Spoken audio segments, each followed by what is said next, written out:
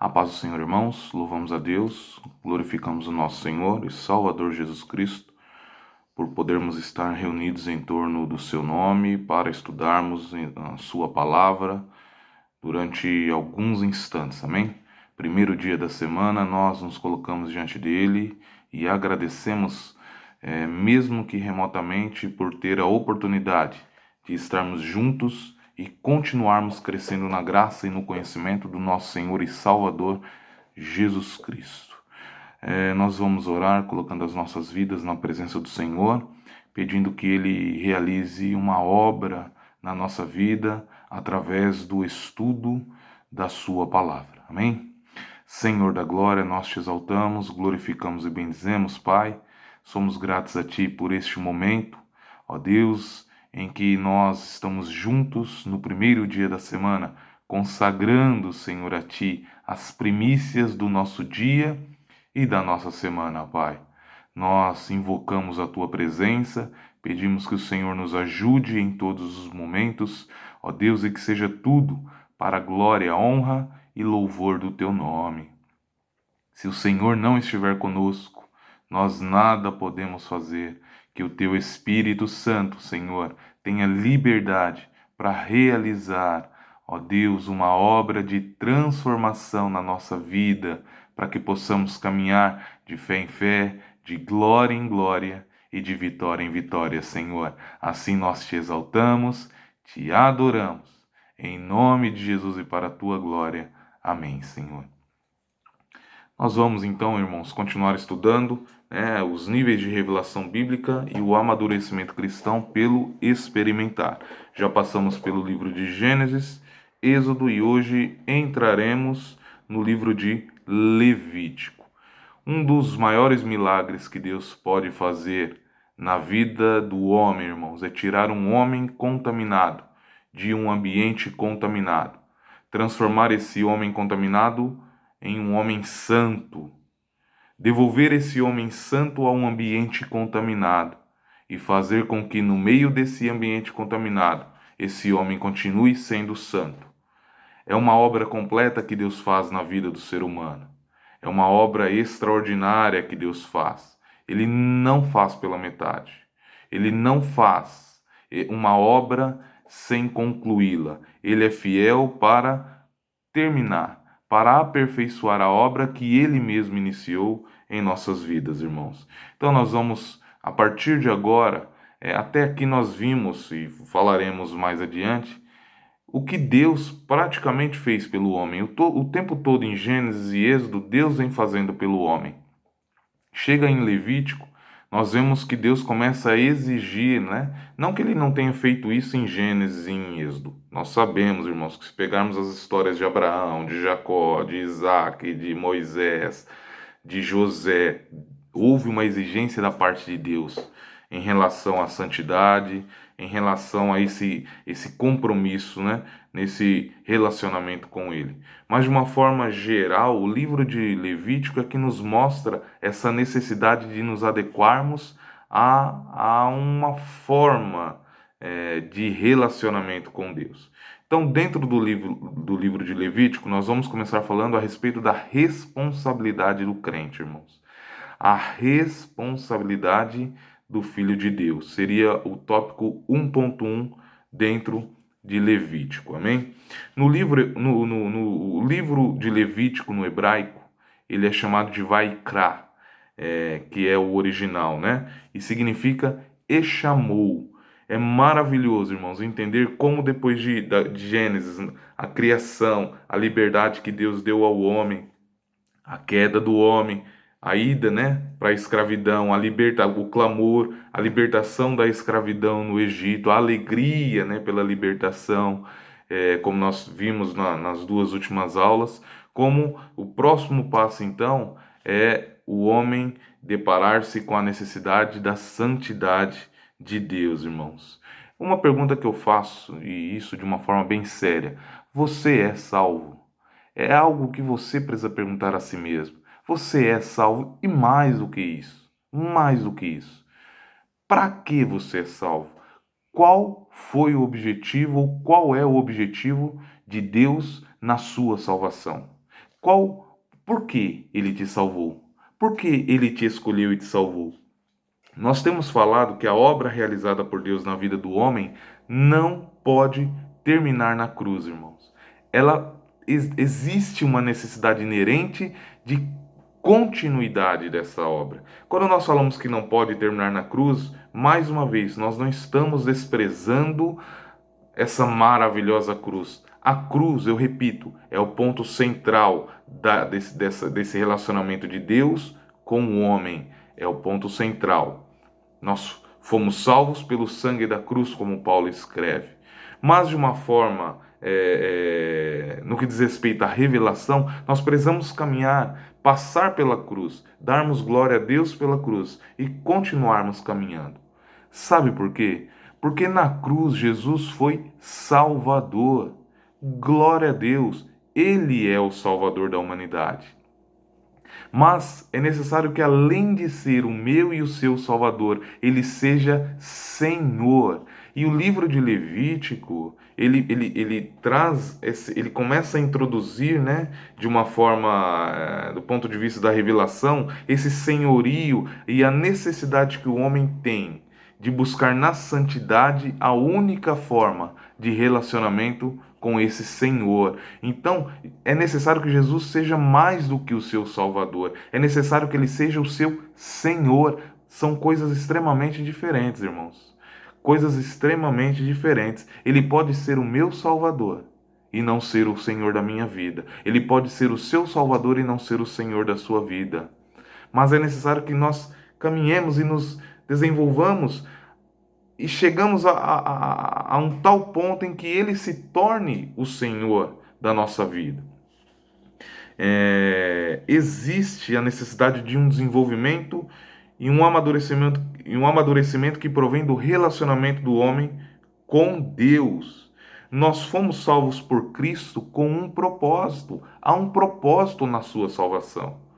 O único propósito não pode ser você estar na glória ou no céu quando o seu período de peregrinação encerrar nessa terra ou o Senhor retornar. Não é o único objetivo. Nós veremos que existe um objetivo maior. A salvação não tem um fim em si mesma. Quando entendemos, irmãos, de forma literal, que tudo foi feito dele, por ele e para ele, até a salvação do homem. Até mesmo a salvação do homem foi feito dele, por ele e para ele. Tudo foi feito dele, por ele e para ele. Nós vamos abrir a palavra de Deus em Hebreus capítulo 5. Hebreus capítulo 5. Nós vamos ler a partir do versículo 12. Amém? Então diz assim no 12: Porque, devendo já ser mestres pelo tempo, ainda necessitais que se vos torne a ensinar quais sejam os primeiros rudimentos das palavras de Deus. E vos haveis feito tais, que necessitais de leite e não de sólido mantimento. Porque qualquer que ainda se alimenta de leite não está experimentado na palavra da justiça, porque é menino.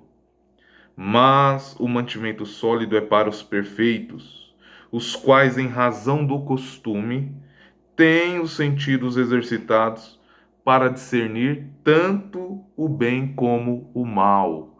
Então, nós temos falado que o amadurecimento cristão vem pelo experimentar. E experimentar no sentido de, como nós lemos na primeira aula, quando nós vamos para o significado da palavra, é colocar em prática, é agir, é ter uma ação em que você pode comprovar algo.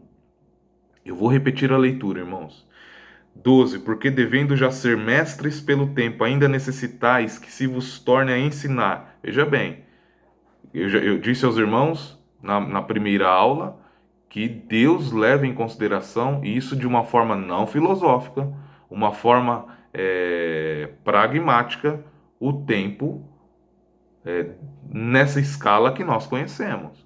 Nós precisamos fugir da filosofia, dessa filosofia, né, em que a alma tenta, né, nuviar, né, embaraçar a visão espiritual. Nós precisamos sair disso. Deus trabalha também, irmãos, na escala espaço-tempo humana. Quando o pastor Douglas diz que Deus age na história, é isso. Deus opera na escala espaço-tempo humano e nós seremos cobrados dentro dessa escala espaço-tempo. Nós vimos que a figueira, depois de 3 anos sem dar fruto, foi duramente cobrada pelo Senhor da vinha. 3 anos é um período de tempo. Existe um tempo naquela realidade. E aqui de novo, Paulo, nós cremos que Paulo escreveu a carta aos Hebreus, irmãos. Nós vemos que ele também fala a respeito do tempo. Vocês deveriam já ser mestres pelo tempo. Ainda necessitais que se vos torne a ensinar quais sejam os primeiros rudimentos das palavras de Deus. Essa vida é a vida que parou na cruz, que parou, está lá parada ainda olhando para a cruz, que ainda não entendeu o que é o Evangelho para poder continuar. Hoje eu faço um alerta, em escola bíblica dominical, mas não serve apenas para acumular conhecimento e não deve ser apenas para isso. Faço um alerta. Se você ainda está olhando para a cruz, entenda o que eu estou dizendo. Se você ainda está olhando para a cruz, preso ainda, né, nesses rudimentos, em dúvidas, em questões, é momento de caminhar, é momento de prosseguir. Dentro do contexto que estamos falando, se você ainda está olhando para a cruz e o Salvador, glória a Deus, irmãos, Ele é Salvador, mas Ele precisa ser Senhor da nossa vida. Se você está olhando ainda para a cruz, você está lá em Êxodo. Você ainda está nessa libertação e a libertação e a libertação. O povo de Israel não ficou entrando e saindo do Egito, entrando e saindo do Egito. Eles saíram do Egito, o Senhor os tirou do Egito.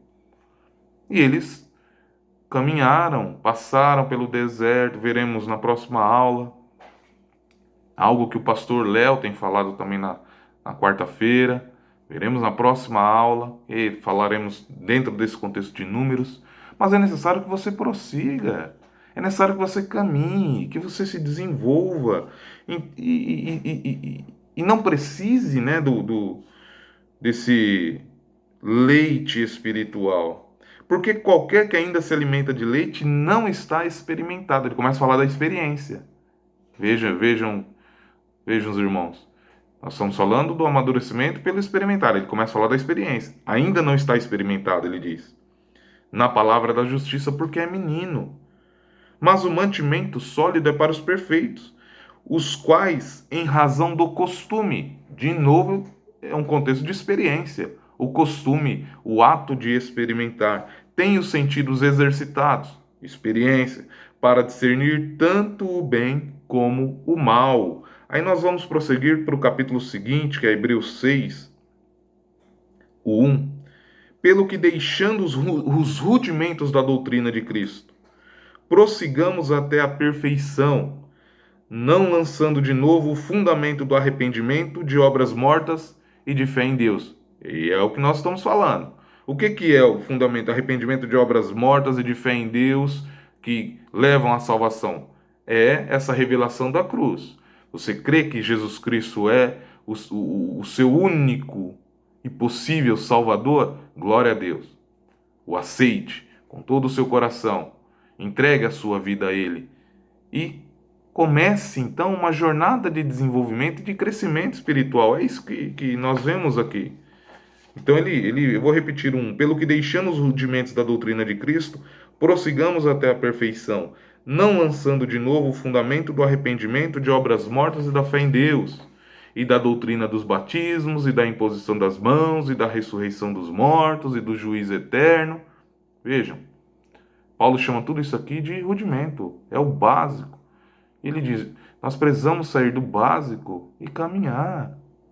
Existem, irmãos, 3 tipos de relacionamento com Deus. Apenas 3. Apenas 3.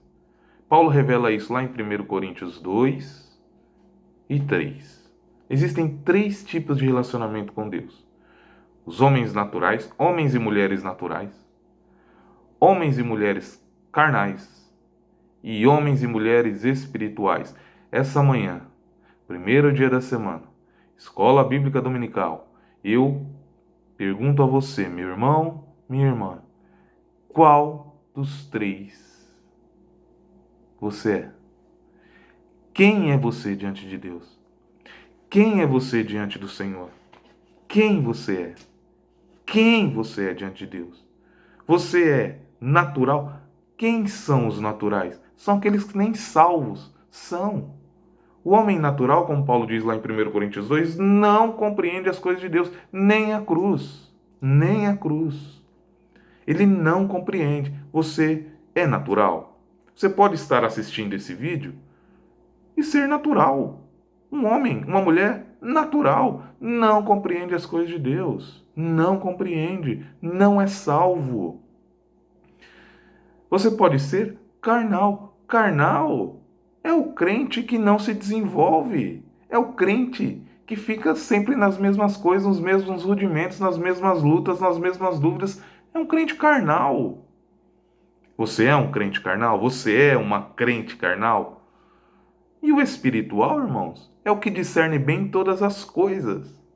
É o homem que se desenvolve, e aí independente do nível que ele esteja, mas que seja um desenvolvimento contínuo, que exista uma continuidade. É o espiritual, então só 3, não existe, não tem, mais uma vez eu repito, não existe filosofia em relação a isso. Ou você é natural, ou você é carnal, ou você é espiritual. Quem faz a obra de Deus são os espirituais. Espirituais.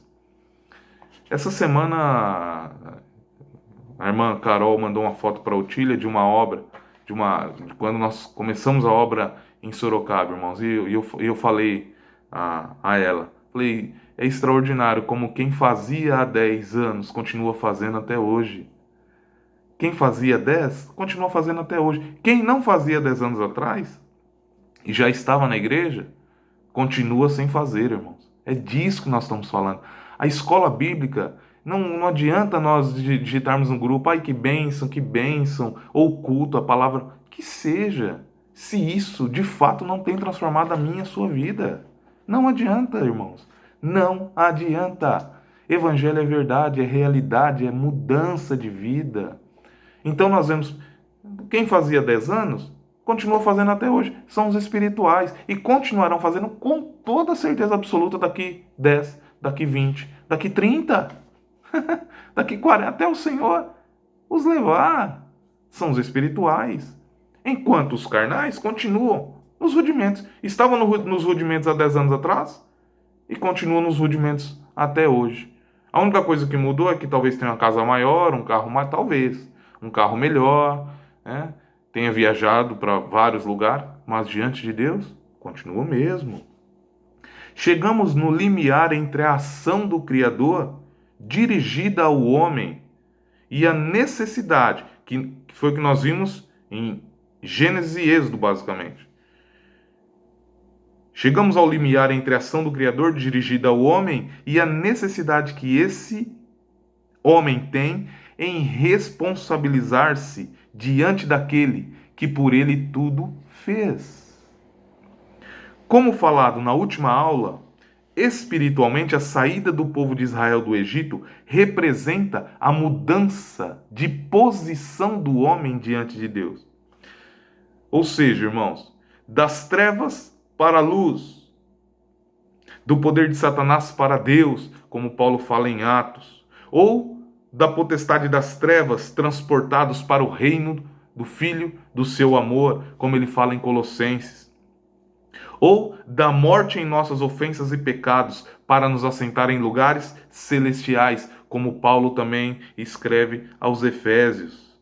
São abundantes e irrefutáveis as afirmações que testificam a alteração da posição espiritual do homem diante de Deus e de toda a criação. É diante de Deus e diante de toda a criação. Por isso nós devemos fugir desse negócio. Ai, Deus conhece meu coração, Deus conhece meu coração. Eu costumo dizer que quando o crente fala isso, é porque alguma coisa já não vai bem, irmãos. Ai, Deus conhece meu coração. Se tem que se explicar, é porque alguma coisa já ficou como não deveria. Então é diante de Deus e diante dos homens. Como nós conhecemos? Como saberemos? Pelos frutos. Uma boa árvore dá bons frutos. Se até aqui nesse estudo vimos o que Deus de forma soberana fez pelo homem, o criando e o libertando da escravidão, o livro de Levítico começa a tratar de uma forma mais contundente sobre a responsabilidade do Filho de Deus e nos revela, tal qual fez com o povo de Israel, sobre a necessidade de andar de forma digna a posição em que fomos colocados. Então estávamos numa posição. O Senhor nos tirou dessa posição terrível e nos colocou numa outra posição. Agora é necessário que nós andemos de uma forma digna à posição que Ele nos colocou. E eu repito, pergunto, para que você foi salvo? Para que você foi salvo? Está esperando o céu? Só o céu. O céu, o céu. Glória a Deus, espere. Maravilha, espere o céu. Continue esperando o céu. Mas existe, é chegado a vós o reino de Deus. Existe uma forma esperada por Deus do meu e do seu caminhar. Agora, hoje.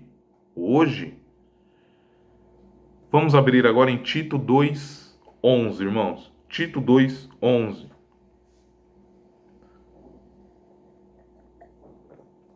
Tito 2:11. Porque a graça de Deus se há manifestado, trazendo salvação a todos os homens, ensinando-os que, renunciando à impiedade e às concupiscências mundanas, vivamos nesse presente século sóbria, justa e piamente, aguardando a bem-aventurada esperança e o aparecimento da glória do grande Deus e nosso Senhor Jesus Cristo, o qual se deu a si mesmo por nós, para nos remir de toda iniquidade e purificar para si um povo seu, especial, zeloso de boas obras. Às vezes eu olho aqui, irmãos, para a tela e não falo nada, é porque eu estou olhando aí o tempo, né? Vou repetir a leitura. Porque a graça de Deus se há manifestado, trazendo salvação a todos os homens, ensinando-nos que, renunciando à impiedade e às concupiscências mundanas, vivamos nesse presente século sóbria, justa e piamente. É isso que nós estamos dizendo. Ele trouxe a salvação, mas ele está ensinando, ele ensina que, uma vez que salvos, que formos salvos, precisamos renunciar à impiedade e às concupiscências mundanas, vivendo neste presente século, ou seja, agora, de forma sóbria, justa e piamente, aguardando a bem-aventurada esperança e o aparecimento da glória do grande Deus e nosso Senhor Jesus Cristo. E o 14, ele fecha a questão, irmãos. O qual se deu a si mesmo por nós. Para quê? Por que ele fez isso? Ele diz, para nos remir de toda iniquidade. É a cruz. Glória a Deus. Louvado seja o Senhor. Mas ele continua. E purificar para si um povo seu especial, zeloso de boas obras. Certamente, a obra, por Deus realizada na vida daquele que é salvo, estabelece uma só verdade em relação às possessões que isso lhe conferiu. Mas, como a quem muito é dado, também muito é exigido, há aquilo que é corretamente chamado de aspectos práticos dessa verdade. Esses aspectos práticos abrangem a responsabilidade do crente no pensamento e na ação para com Deus, seus semelhantes e consigo mesmo. Poderíamos chamar essa verdade de a verdade da vida. É o que nós vemos, irmãos, sem filosofia, visto que ela diz respeito da sobrevivência daquilo que é infinitamente verdadeiro e certo na esfera da verdade posicional. O que é a verdade posicional? A verdade posicional são os efeitos práticos dessa posição que Cristo te colocou, assentado em lugares celestiais, né, na luz agora, saído das trevas para a luz. Existe uma verdade prática nisso. Onde está essa verdade prática? Lembrando que a preocupação daquele que é salvo não é o de como deveria viver para ser aceito e aperfeiçoado perante Deus, mas antes de como ele, por ser já uma pessoa aceita e aperfeiçoada por Deus, deveria viver após essas realidades estupendas serem realizadas pela graça e o poder de Deus. E aí vem um ponto crucial, irmãos. Até esta distinção vital ser compreendida e recebida, não haverá um progresso feito no extenso campo da verdade, que direciona a vida e o serviço cristão. Vou repetir. Até você entender que se você é salvo, você precisa andar de forma digna a essa posição que Deus te colocou. Se você não entender isso, o que nós estamos dizendo é o seguinte: não haverá progresso feito no extenso campo da verdade que direciona a vida e o serviço cristão. Por isso eu disse, quem fazia há 10 anos atrás, continua fazendo. Quem fazia de verdade, há 10 anos atrás, continua fazendo. Quem não fazia, muito provavelmente, continua não fazendo. E o tempo está passando, irmão. Então é necessário saber onde você está dentro dessa verdade posicional e o que se espera de você. Colossenses 1:9. Agora vamos para Colossenses 1:9. Por esta razão, nós também, desde o dia em que o ouvimos, não cessamos de orar por vós e de pedir que sejais cheios do conhecimento da sua vontade, em toda sabedoria e inteligência espiritual, para que possais andar dignamente diante do Senhor, agradando-lhe em tudo, frutificando em toda boa obra e crescendo no conhecimento de Deus, corroborados em toda fortaleza, segundo a força da sua glória, em toda a paciência e longanimidade com gozo, mas dando graças ao Pai, que nos fez idôneos para participar da herança dos santos na luz. Eu vou repetir apenas para que nós possamos compreender, irmãos. Por esta razão, nós também, desde o dia em que o ouvimos, estou lendo Colossenses 1:9, não cessamos de orar por vós e de pedir que sejais cheios do conhecimento da sua vontade, em toda sabedoria e inteligência espiritual. Desenvolvimento, amadurecimento.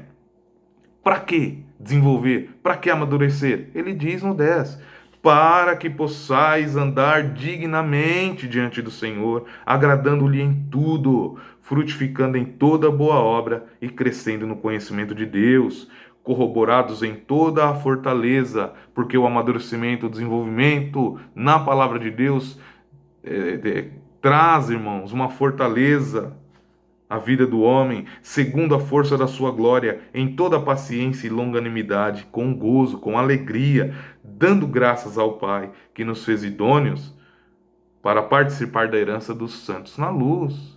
Então, por nós entendermos que o Senhor nos fez idôneo, com alegria, nós procuramos andar de uma forma digna a essa posição que Ele nos colocou. O conjunto de verdades a serem consideradas daqui em diante diz respeito à vida diária do crente, e nenhuma questão é mais determinante do que a da razão ou princípio que impulsiona aquele que alcança uma vida que honra a Deus, no modo que Deus aponta através do poder do Espírito Santo que nele habita. O Espírito Santo não poderá cooperar ou gerar qualquer realidade da experiência quando a própria base do relacionamento da graça de Deus é ignorada. Na verdade, veja, prestem atenção no que eu vou ler agora, vou dizer agora, irmãos.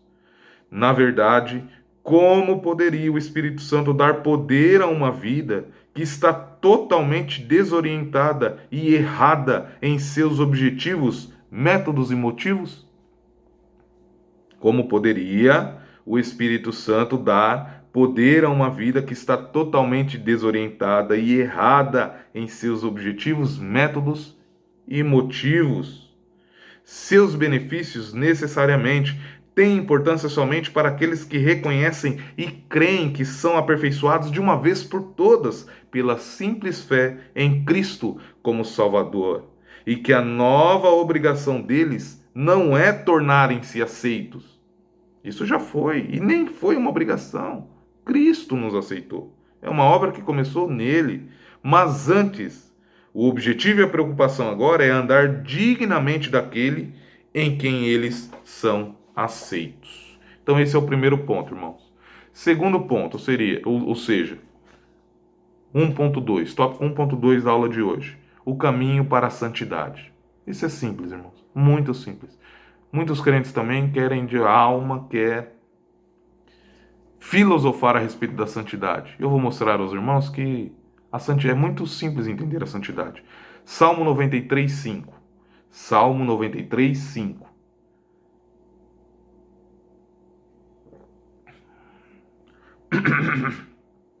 Muito fiéis são os teus testemunhos. A santidade convém à tua casa, Senhor, para sempre. Muito fiéis são os teus testemunhos. A santidade convém à tua casa, Senhor, para sempre. Como vimos anteriormente, irmãos, o livro de Êxodo termina com a consagração do tabernáculo, do santuário, a habitação do santo. É necessário então que o homem, agora, em uma nova posição, como falamos há pouco, colocado por Deus, seja fiel ao que Deus requer para a caminhada, para que a caminhada seja uma jornada de alegria eterna em sua vida. Pergunto novamente: para que você é salvo? Para que você é salvo? Levítico 11, 45. Levítico 11, 45. Porque eu sou o Senhor, que vos faço subir da terra do Egito. Para quê? Para quê? Subir da terra do Egito, salvação. Eu sou o Senhor que vos faço subir da terra do Egito. Para quê? Ele diz: para que eu seja vosso Deus, Senhor. Ou seja, lembram, Salvador é diferente de Senhor. Ele pode ser a mesma pessoa, ele é a mesma pessoa. O que muda, irmãos? O nosso relacionamento com ele, a forma que eu me relaciono com ele. Então aqui ele diz que tirou o povo do Egito para que ele fosse o Deus deles, o Senhor deles.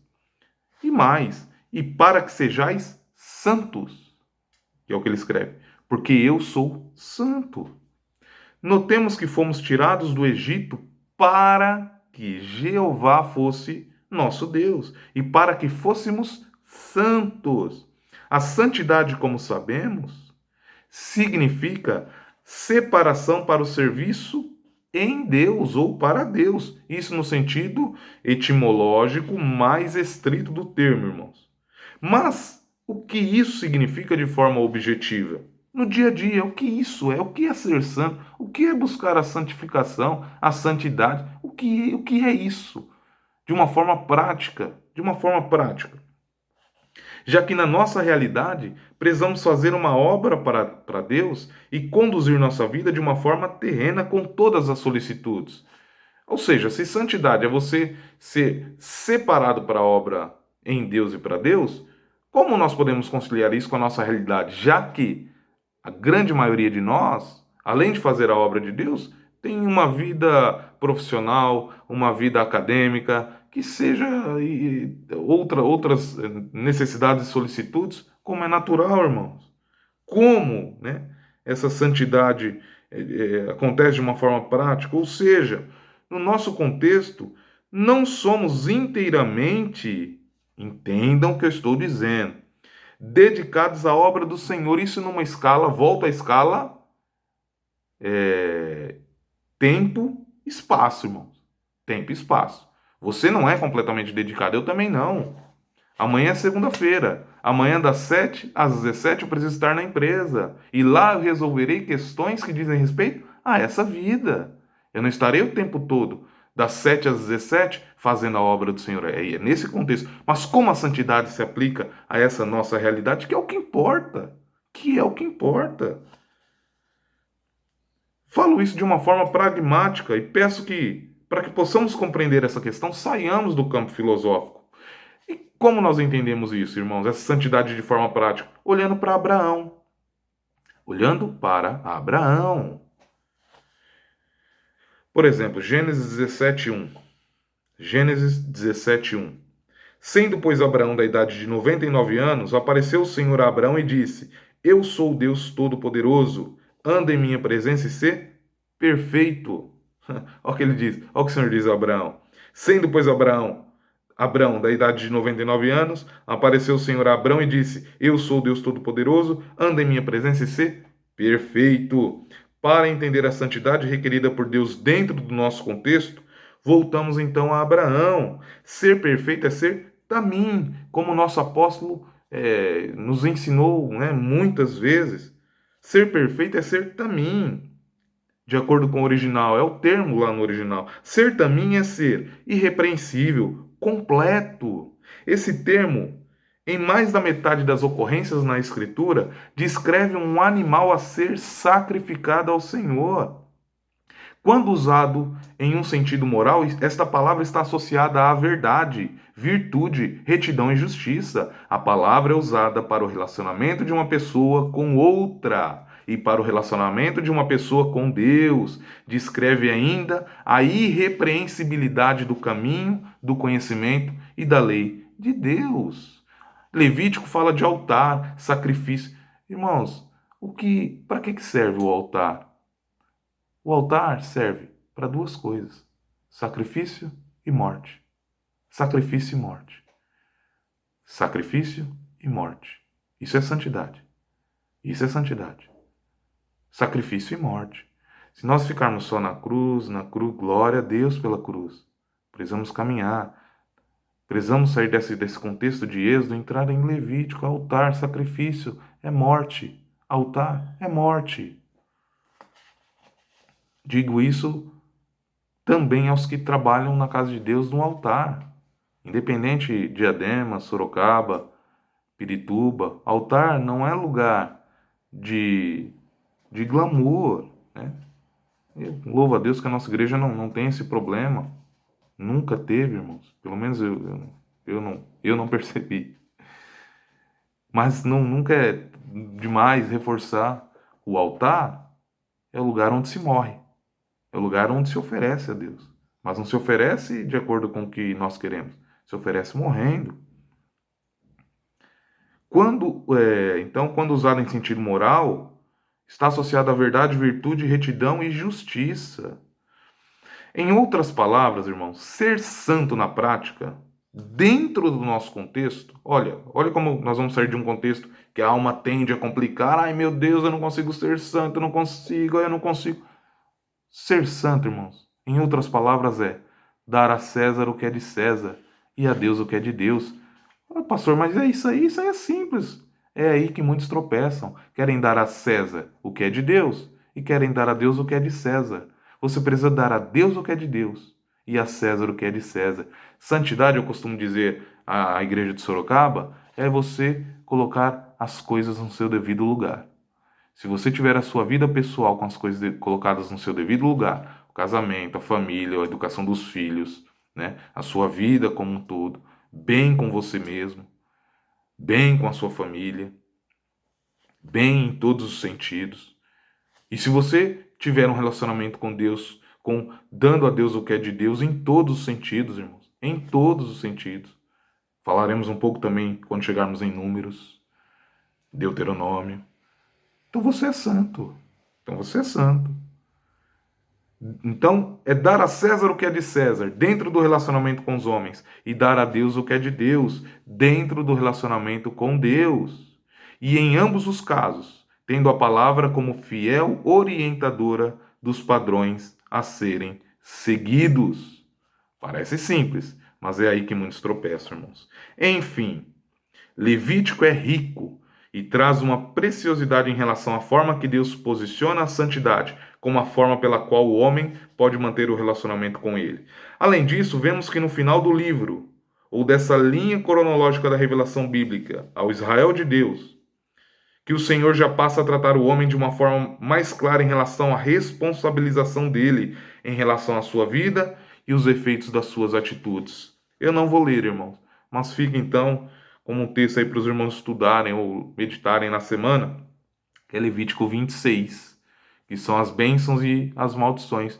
Deus, então, a partir do momento que o homem chega nesse nível de amadurecimento, ele se revela mostrando que, dependendo do seu comportamento, haverá um efeito.